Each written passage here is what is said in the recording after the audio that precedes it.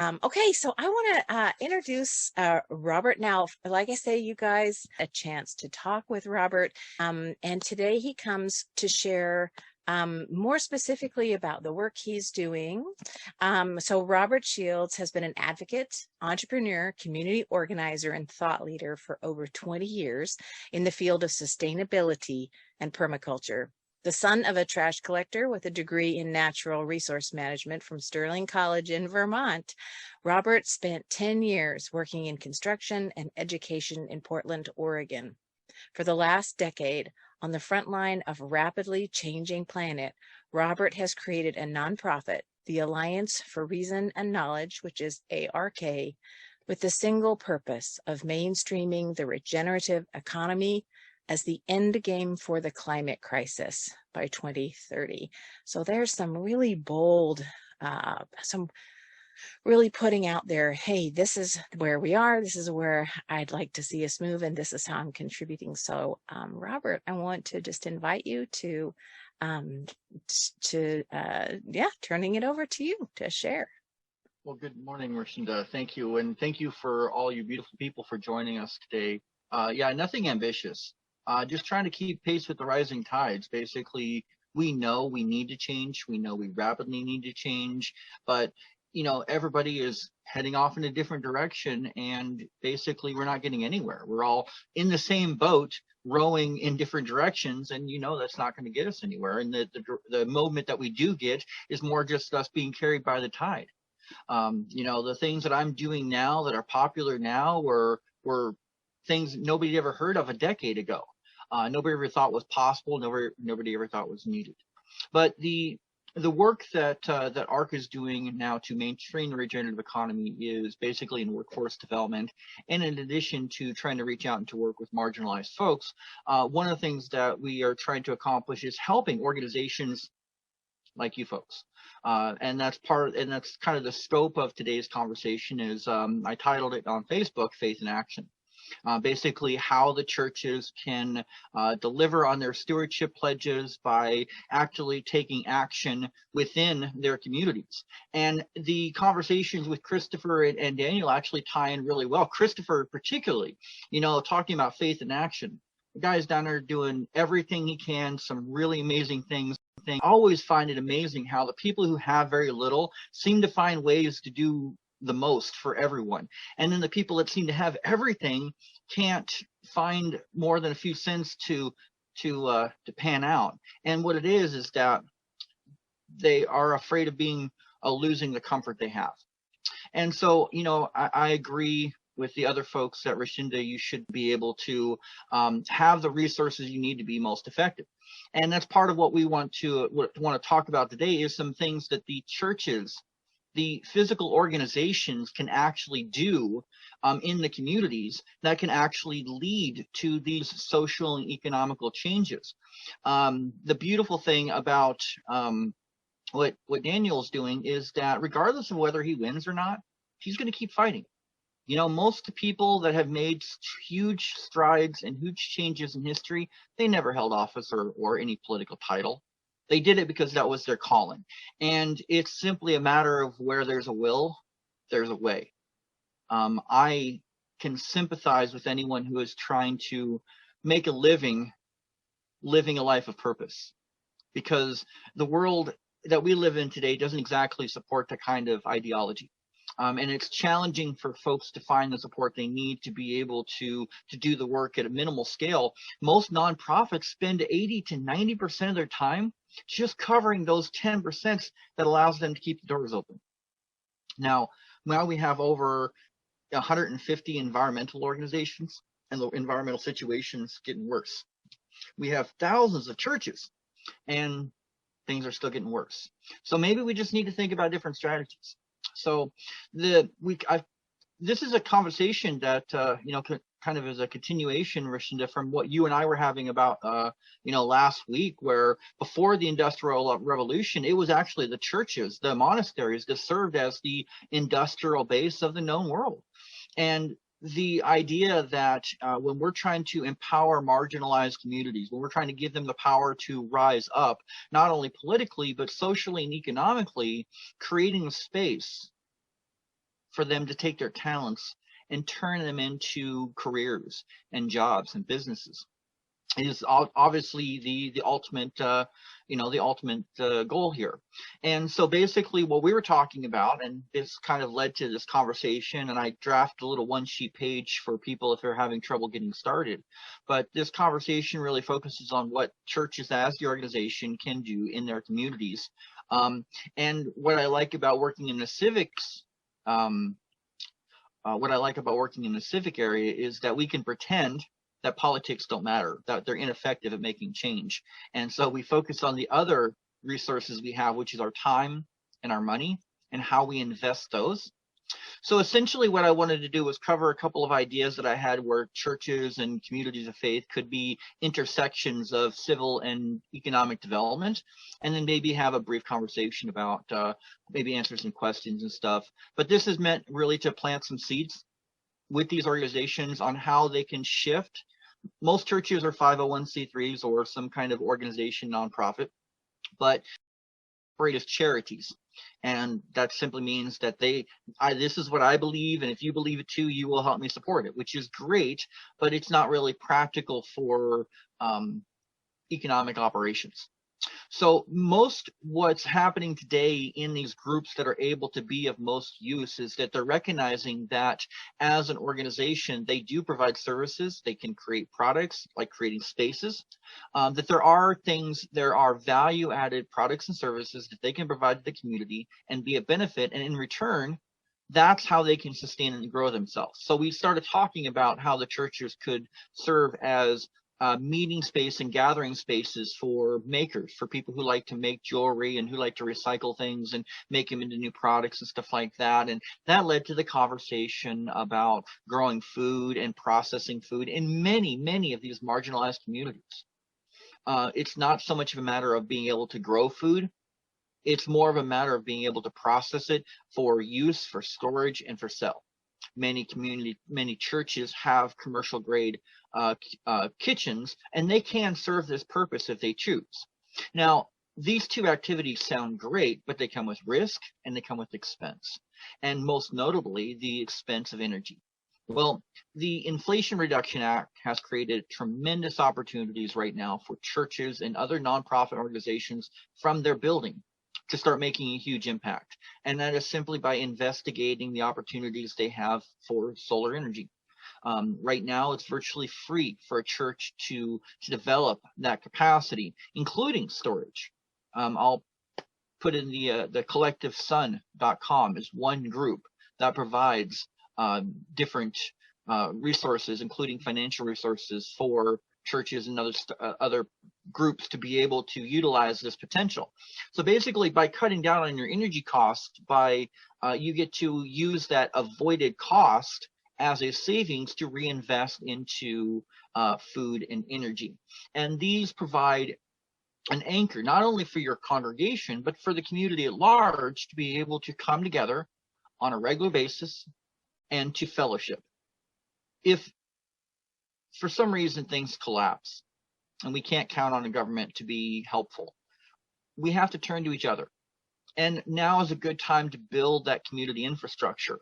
And just like we do here, recognizing that it is the multi-faith, not no faith or non-denominational. It's a celebration of our diversity, which gives us the strength to be creative when we're tackling some of these challenges. So just a couple of real brief points in that we've already talked about the churches could serve in food area as community kitchens and providing monthly potlucks. In the energy area, looking for on-site energy options, also advocating for the economically challenged and helping them develop their solar capacity as well. The downside to many of these solarized opportunities is that, especially within the cooperatives, the shared costs usually get burdened by the ones who are left in the system. And so the people who are most impacted by these changes, the bills go up for the poor people.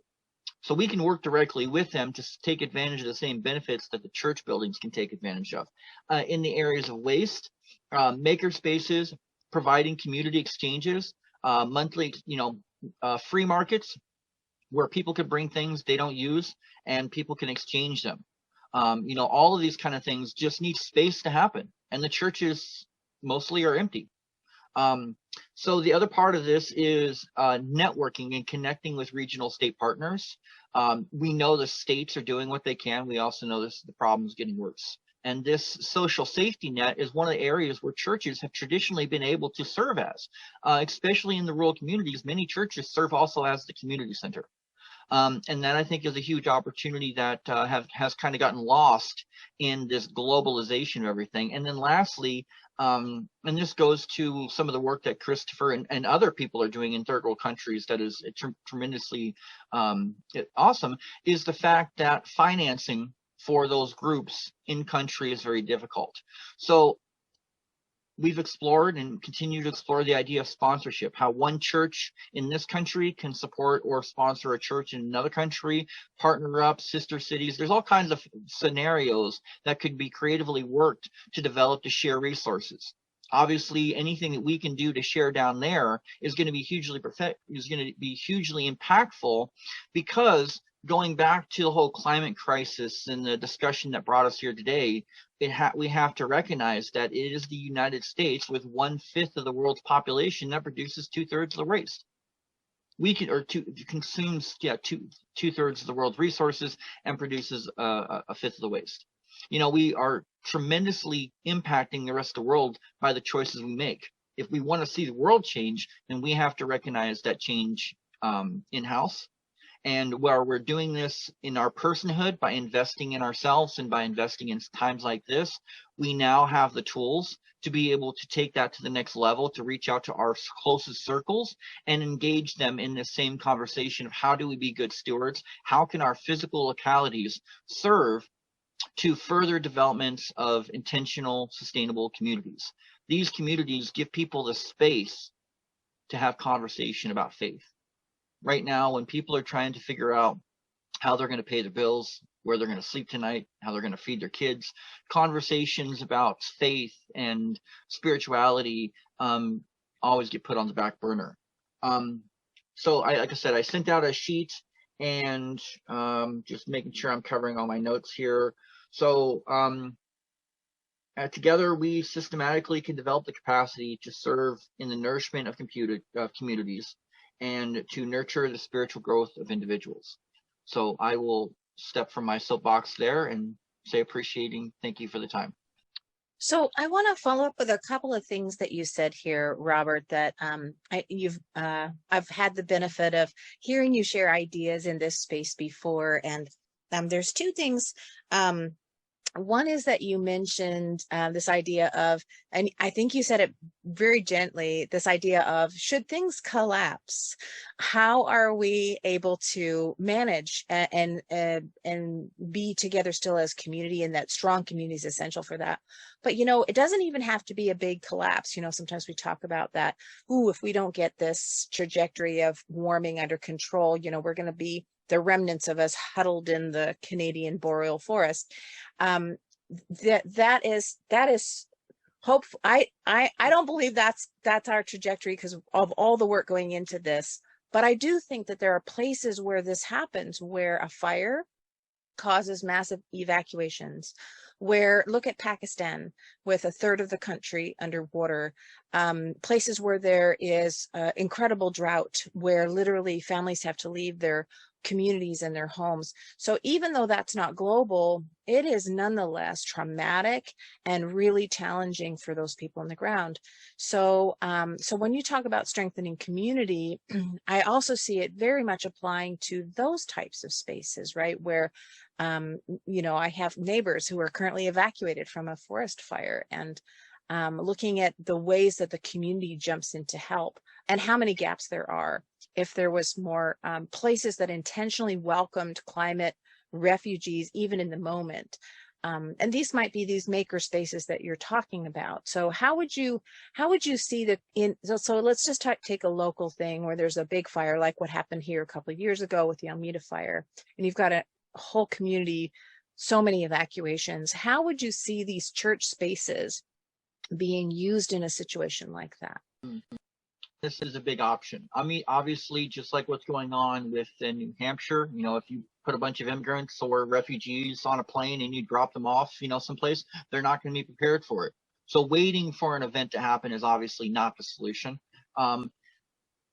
We can use the word disruptions because that is more prevalent to what you're talking about. But at the same time, we have to recognize that Ian was the $5 billion disruption that we've had in this country this year.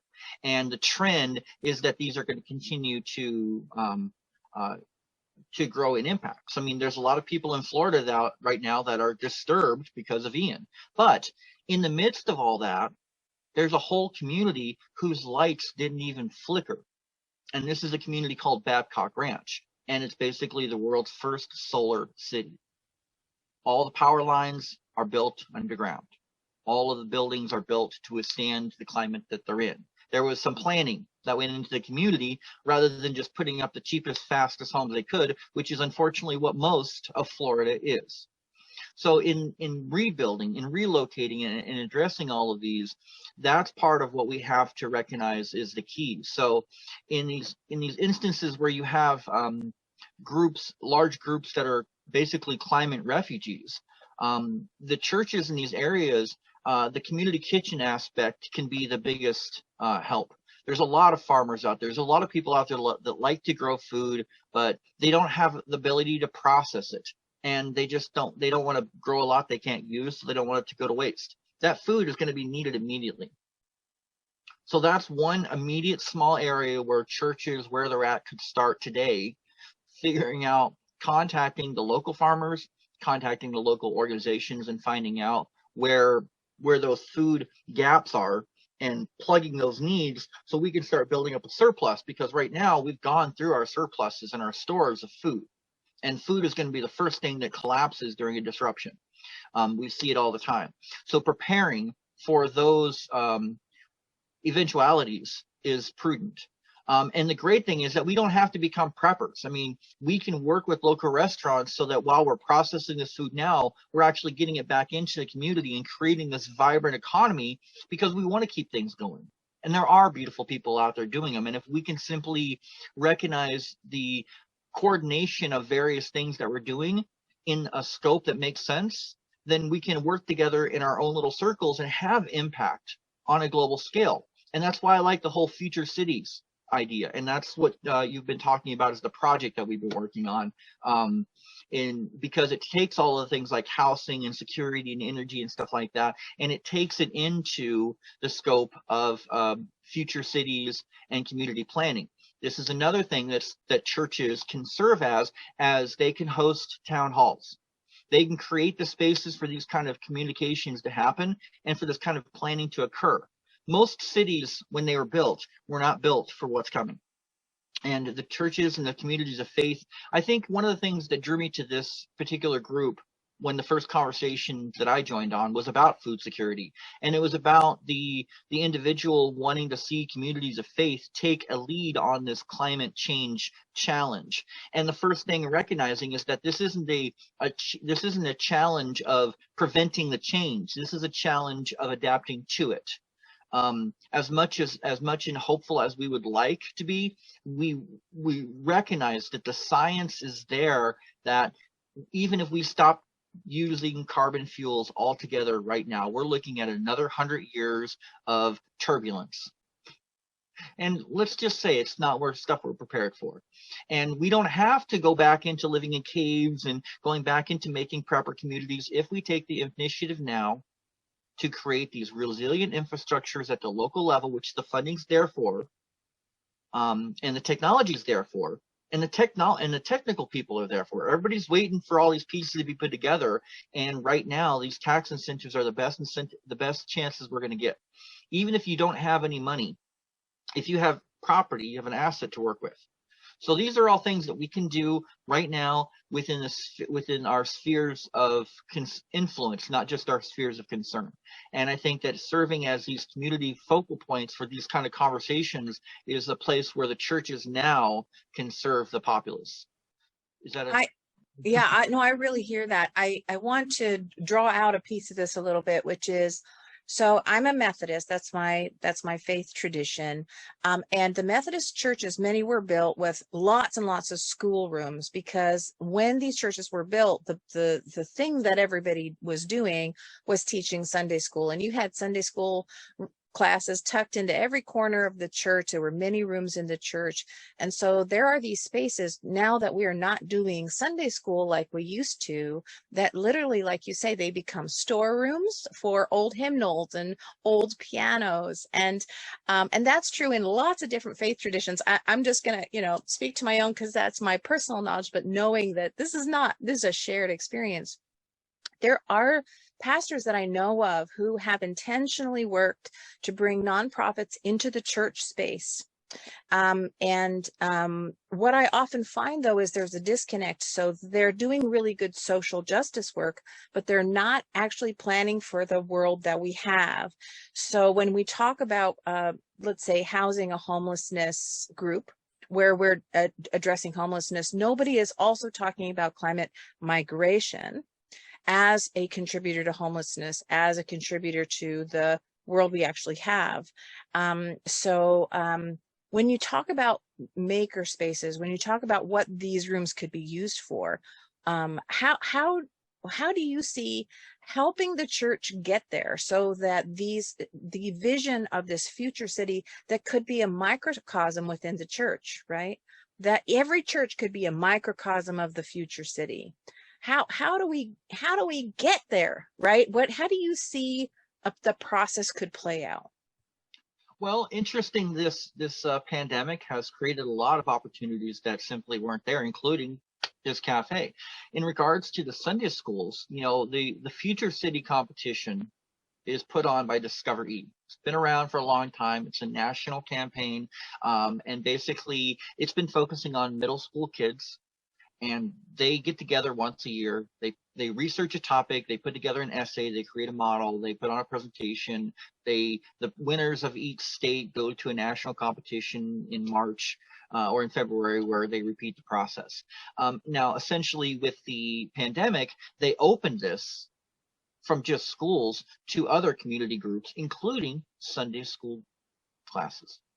So what we've done is we're encouraging, where we're working with the schools, to basically apply the concept of what does this city look like in a future year, 100 years, to what does this school look like in 100 years, or what does this faith community, in the church's case, look like in 100 years, and using that and letting the kids drive that conversation about where we want to be, and then using that as a framework for setting the goals on how to get there today.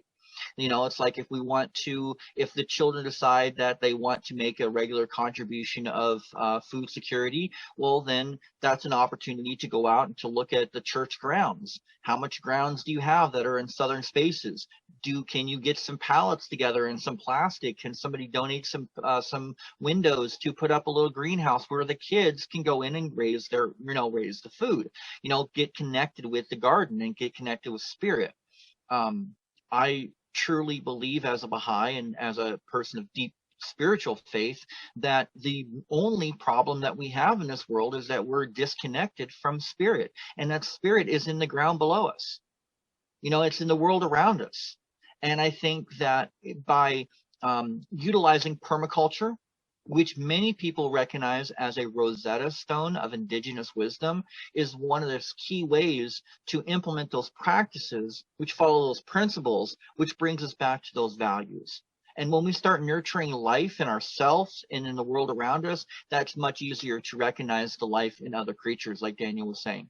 When we start seeing ourselves as things to be used, right now, a lot of people feel like they're being used. And when you feel like you're being used, you don't feel like you have any value. It's really hard to find value in other things and other people. So that's one of the things that we have to nurture. That's one of the things I believe we have to nurture in the churches, is more spiritual growth, individual pathway work, not necessarily perfection of someday in the future or in another world that will perceive this perfection. Because the garden is here. We don't know when anybody's coming back to fetch us. So we have an opportunity now to focus on the garden we have here and to and to make this the heaven that we want to see. I mean, at least when somebody comes back, they'll see the work that we've done and, recognize that we were good stewards here. And I think that's going to be marked for us in the book of life too. But I'll stop there. I don't want to preach.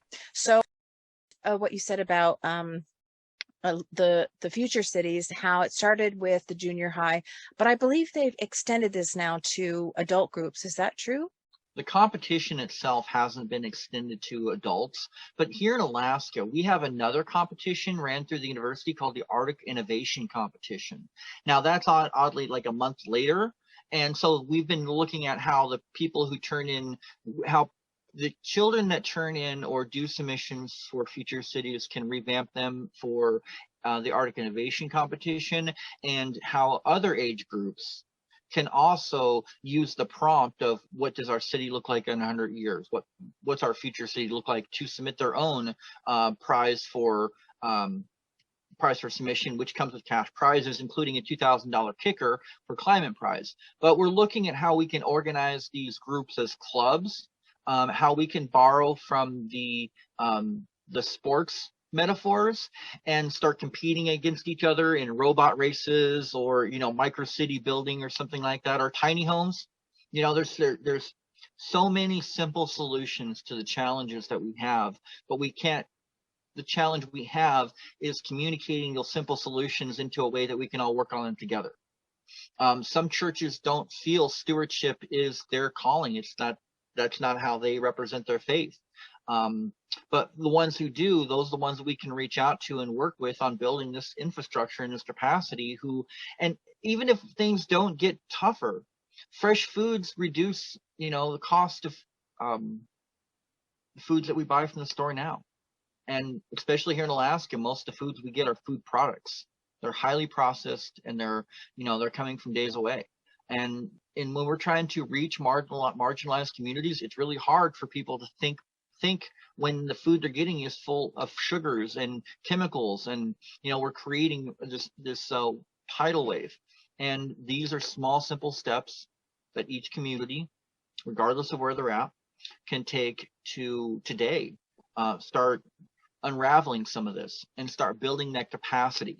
That's what we need to think about: building capacity, lifting people up, and making sure that they have the basics of food, shelter, and security as a foundation of their spiritual health. I am, there's such a level of complexity to this, and there's so many possibilities. And the good side of that is, whatever your interest is, there is something you can do, right? And Rachel was talking about her, how much she's worked with native plants and learning about that. That's a gift I love, because I don't know enough about that. And so for churches, I think there's just a lack of knowledge.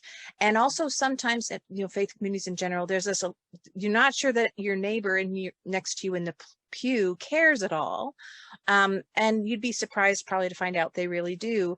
So points of entry. So when we talk about, we have this vision for future cities that could be at the microcosm of the church, where churches themselves could engage in things like putting up solar panels, and you just recently did a solar tour. Churches themselves could welcome a nonprofit that's working on food waste into their church to meet there, and they can learn more about that. Churches themselves could work with tiny home folks, and even a chapter of the Climate Reality Project, or Drawdown, or Pachamama, or all these organizations where they can learn more about what is going on with the climate. You could Wake Up World curriculum is brand new and helps churches and church people walk through this and better understand the challenge we're dealing with.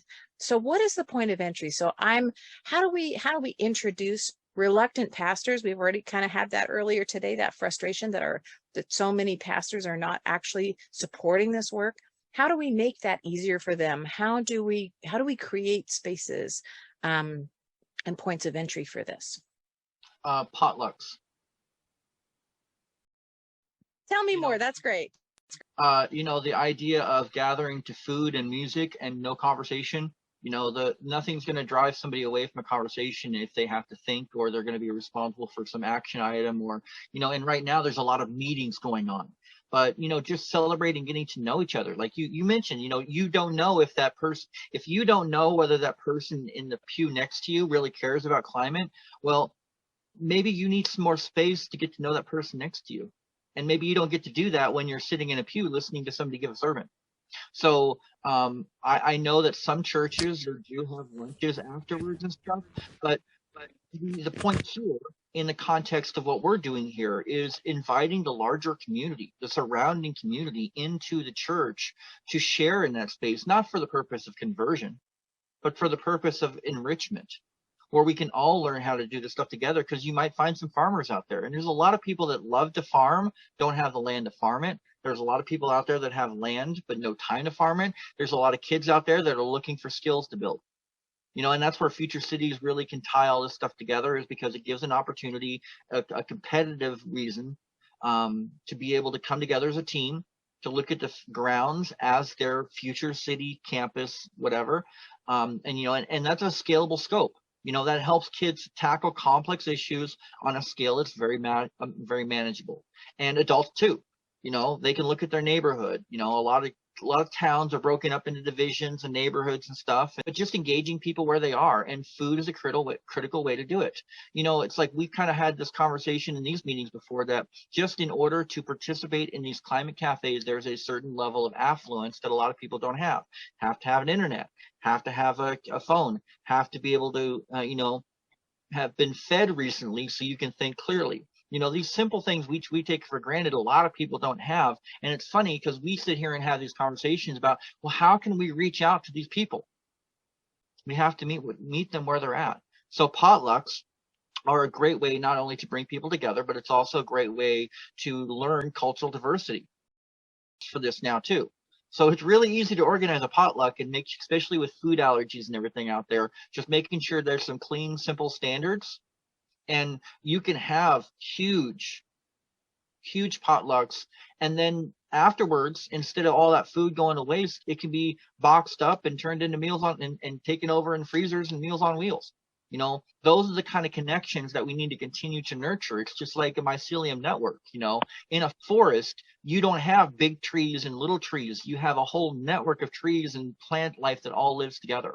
We need to learn to live like that too. And then we will get to know our politicians, and we can lead ourselves and inspire each other.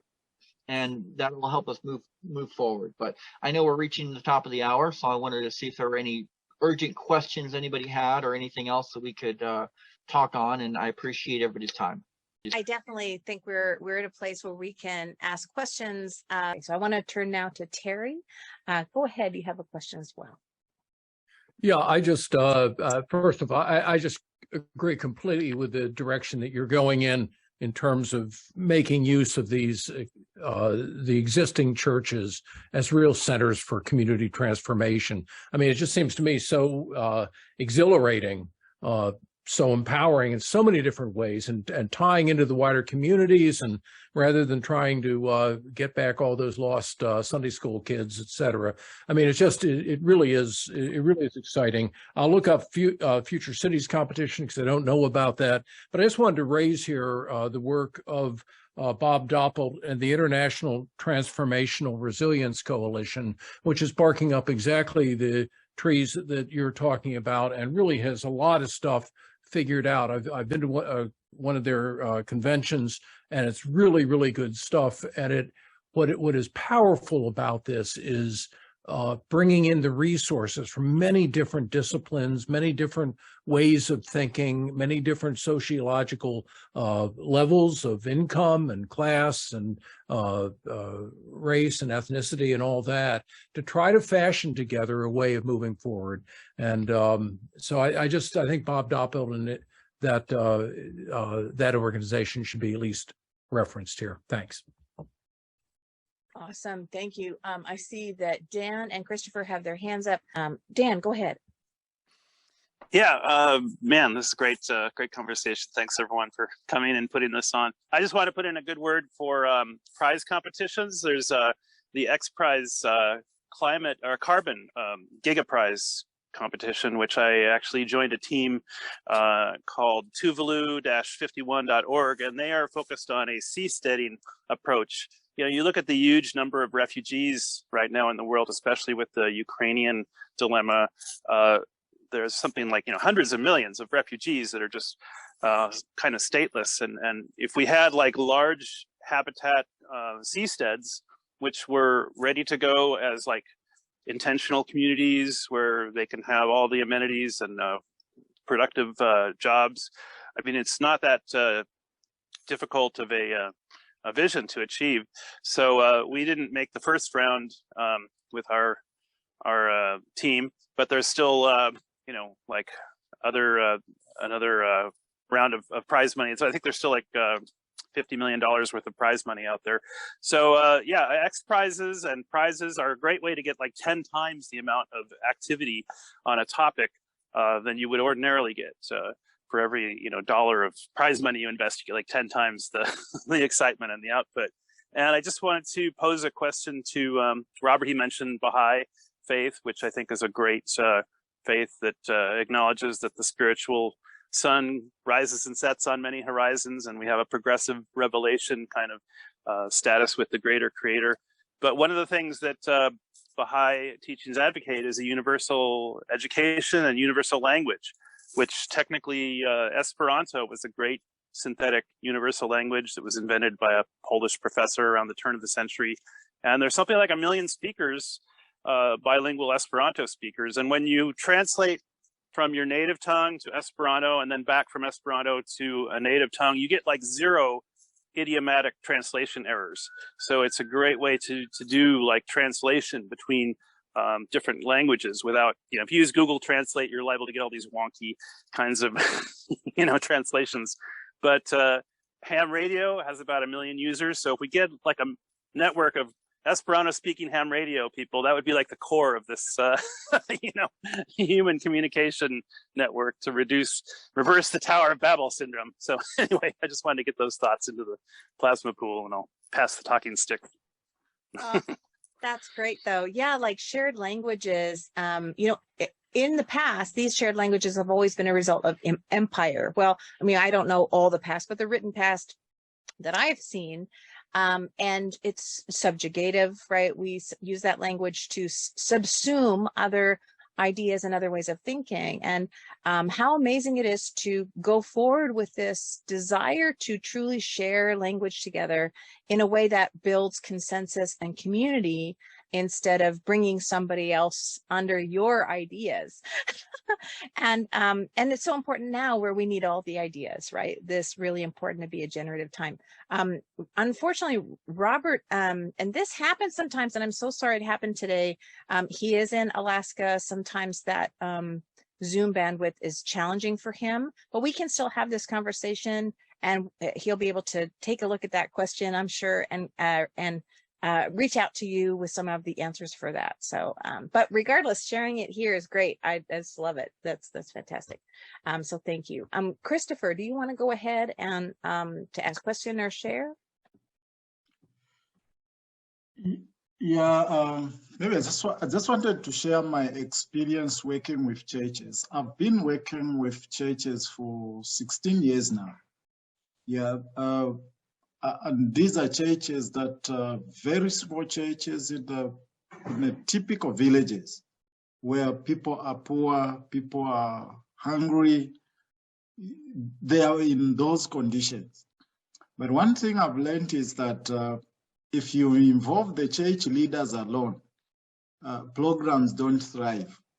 But if you go to work with the churches, you bring in different leaders from different churches in one place, talk to them about what they can achieve as individual churches within their communities, and teach them on how to create structures that exclude leaders but include members to be so active. I've seen quite thriving results. And all I can say is I'll speak from the African church context, because I've been working with not just Christians, but I've worked with Muslims also. I've worked with I think about 2 Hindus, yes, about three different faiths. Yeah, I've still come to discover that, in fact, where I've built up a community school, it's a Muslim community. I've come to discover that it's more to do with respecting structures. And this is about leadership, both the faith leadership and the community leadership. Yeah, and what I've been trying to do is to help them synergize the efforts and begin to respect each faith, but look at the core issue that does not respect faith, which is, food crisis, climate crisis. These do not it's not a respecter of faith. So why don't we use this as common denominators, as faith institutions, to begin to address, the issues that are challenging our communities from our different faiths.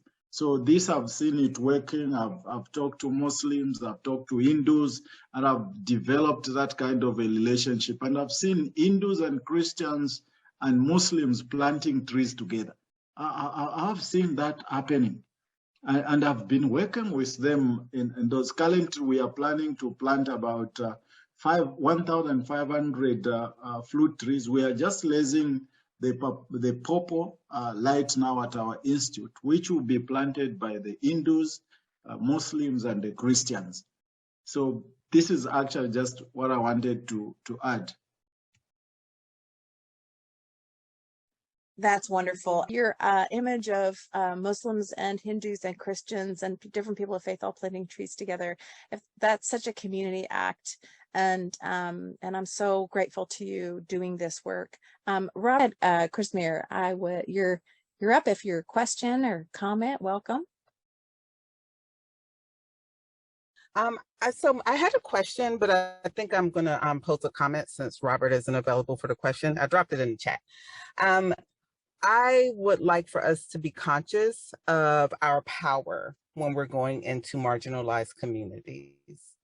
There's a power dynamic, even when you're coming from a place of faith to people who don't have a specific faith.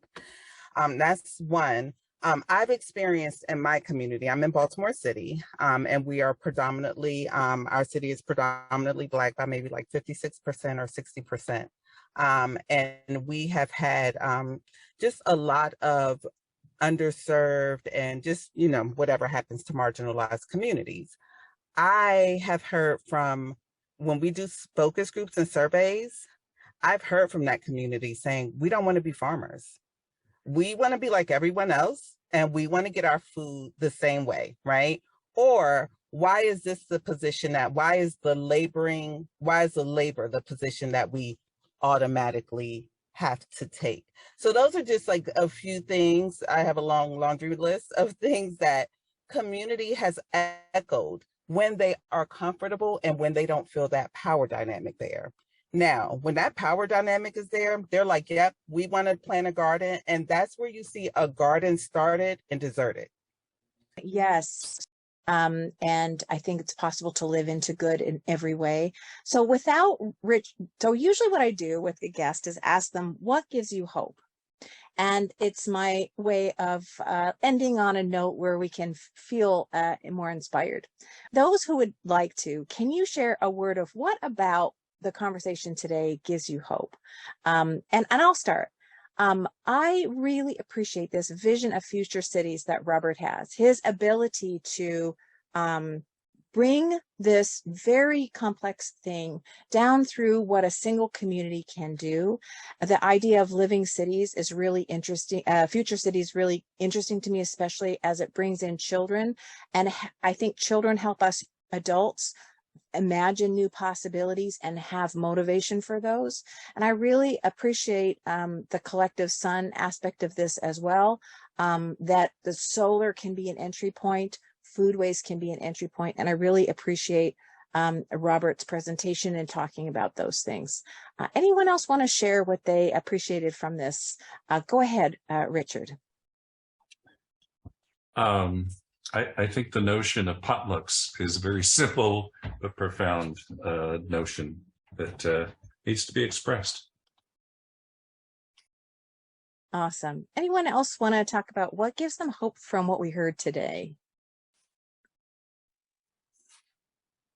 I want to mention that these skill shares or time banks or labor exchanges, they usually work with monthly potlucks, and they have about 150 people. And that's also what's considered like the Dunbar number, like the number of close relationships the average person can form. And, you know, if your Dunbar community is not next door, you can still have like a virtual Dunbar community, because the average neighborhood block is about 150 people. So how great would it be if we could have every block with like a monthly potluck and, you know, those kinds of activities. So that's what I'm trying to do here in Thousand Oaks. And I want to make us the city of libraries, little free libraries, and also include digital libraries like thumb drives you can stick on the back of your mailbox with a magnet. So anyway. Great. Oh my gosh. I love that we return to potlucks, and also seeing the connection of what we can connect that potluck to, right? Again, these points of entry. How do we get started? And a lot of us need to get started, right? And there's those of us who are just waiting to help. Anyone else want to talk about something that inspired them about this conversation today? I may just add, together with ShareBay, there's numeroset.net. It's not as popular. The issuer of the free issuance and equal distribution monies. You know, everyone. I've got an organizational account and a personal account. You can donate to Haltom Ministries, but you get 300 free just for signing up. And then if you can spend it, you do your own negotiations, etc. Man, yeah. I think it correlates to the conversation somehow also. Okay, Josiah, go ahead, Terrence. Yeah, I already spoke about, I think this idea of the potlucks and churches as community centers, et cetera, is just great.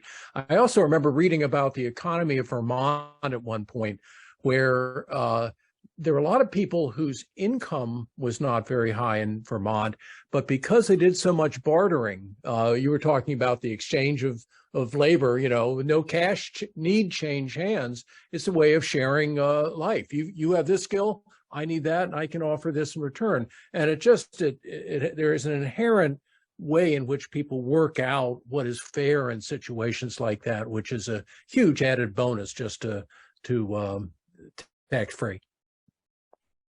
Absolutely. Oh my gosh, yes. And that makes me think too, so we've talked about like the entry points of the youth, inspiring them with something like future cities. We've talked about other sorts of entry points. And I see, Christopher, you've unmuted. Did you want to share something that inspired you today? Yeah, I just wanted to say it was my first time to attend today. It's so amazing to see how different people, different faiths, different beliefs, thinking together to fight one cause. And also, you know, just talking about the youth, it's just amazing. Yeah, because that's where the strength of our generation is we can begin to evolve by, you know, empowering youths with the light for knowledge that begin to understand what we can begin to do best now, which was not done 30 years ago. And this is why I bring, you know, this is why I don't want to see these young ones. They have failed to go into universities just because their parents cannot manage, but bring them and begin to empower them with a collective idea. So this has been a great inspiration to me. But like I said, you know, I don't know why it's like this. You know, financing has been an issue which has locked a lot of institutions, but I don't know why this has been the case. I've tried to, in my programs, I've tried to beat up this cause to say, can we use our minds? Can we use our hands? Can we use our networking and see if this one came and that one came, then we put together. can we be able to beat the financial, structure? Because everyone says, no, there is no finances. There is no finances. But meanwhile, there is a danger that is being created, which can be advocated, which can be, looked at by just putting aids together, other than focusing on the finances. So I've really been inspired so much through the power in networking. Thank you. Oh, I'm going to affirm that as well. So the frustration I think many of us feel in this work, and we talked a little bit about this at the very beginning, how do we shake loose institutional funding to really fund the work that has to be done that is actually upon us, right? It's 30 years ago would have been a preparation. Right now, we're just trying to keep up, and the importance of that, and being failed, frankly, by many of our institutions and leaders who are not actually providing the kind of resources that they have to move this work along. But we have each other. We still have our communities. We can still say to our neighbor, how about we sit down and have a meal together and talk about how we can make a difference in this community. And that is ultimately really powerful. It just, it's not as quick and maybe satisfying as an infusion of cash where you say, yes, now I can purchase school uniforms, or now I can buy some land to do a teaching farm. But it ultimately, I think, is stronger and more stable because you're really building something with investment in the community. So yeah, Christopher, your work is amazing, and I'm really grateful to you for doing that work.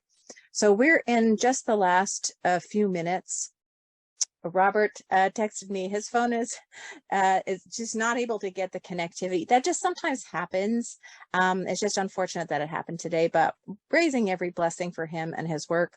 I want to say 2 minutes about solar. So we talked about the entry points, and one entry point is recognizing the faith building with empty rooms as a place where a future city can be imagined and partners can be invited in. Imagining the church grounds as a place also of the future city, urban or rural, it doesn't matter. A lot of research says agroforestry, urban forestry, and urban farming has a real benefit to urban areas. That's absolutely worth doing. And so seeing the churchyard, the faith yard, those holy places as places where we can reimagine our ecology and recognize that we are part of our ecology. And then lastly, sun. Robert wasn't able to share, but he works also with Collective Sun. They just recently did a solar tour in Alaska, and there's a number of faith communities that are doing solar tours. Anybody here have experience with putting solar in at their faith community, either good or bad, and how they see that as a potential entry point? Is there anyone here who's done that or acted with that?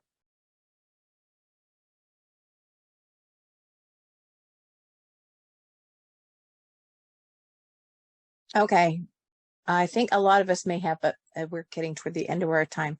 Well, Oregon Interfaith Power and Light has definitely looked at this, and we have one of our wonderful folks, pastor in Oregon, Idaho, working very collaboratively with a number of churches seeking to do this. So I think this is a great entry point as well. So, all right, well, I'm gonna pause the recording and